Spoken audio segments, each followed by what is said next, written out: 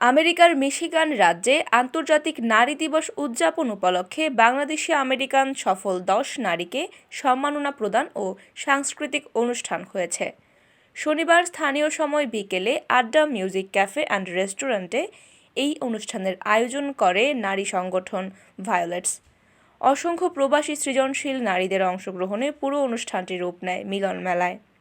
ঘর সামলানোর পাশাপাশি শিক্ষা, চাকরি, ব্যবসা, সাংস্কৃতিক ও রাজনৈতিক সহ বিভিন্ন ক্ষেত্রে সাফল্য অর্জনে এগিয়ে যাওয়ার প্রেরণায় সেরা 10 নারীর হাতে সম্মাননা ক্রেস্ট ও পুরস্কার তুলে দেন ভায়োলেটসের প্রতিষ্ঠাতা শারমিন তানিম।